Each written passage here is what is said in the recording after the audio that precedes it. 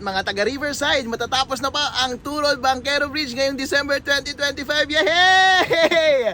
Ito yung mga heroes natin. At kasama rin po si Congressman LPGMA Alan T. dahil siya po ang naglaan ng 200 million pesos para dito sa bridge na ito. At yan po ang dahilan kung bakit matatapos ito ng December 2025. Magpasalamat din po tayo sa promotion ng ating mayor dito sa ating bayan dahil kapag hindi po sila nagtulungan, hindi po mangyayari itong bagay-bagay na to. Ang sabi po ng ating mga engineer ay wala nang makapagpipigil pa na matapos itong bridge na to ng December 2025 kundi ang weather na lamang.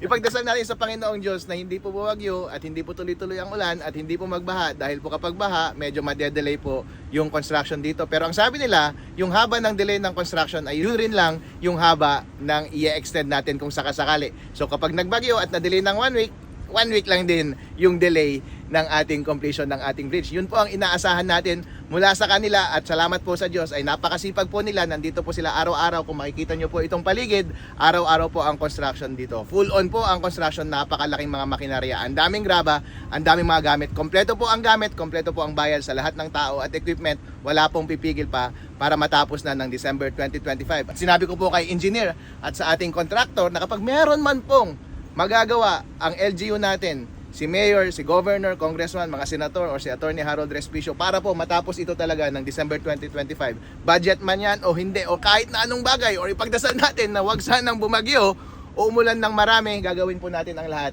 para po matapos ang tulay ng ito ng December 2025. Lahat po ito ay nagagawa dahil sa pagkipagtulungan ng ating government officials mula kay Governor, Congressman Alan T. ng LPGMA, sa ating mayor, sa ating konseho at sa ating mga napakasipag na contractor dito sa Turod Banquero Bridge. Yehey! Babantayan po natin yan everyday. Napakasipag nila, nag-stay in sila dito para lang matapos ang ating tulay hanggang December 2025. At kapag mangyari po yan, mag-celebrate po tayong lahat para sa New Year next year. Yehey! Yeah, buddy. Thank you so much, gentlemen. Thank you, boss. Thank you.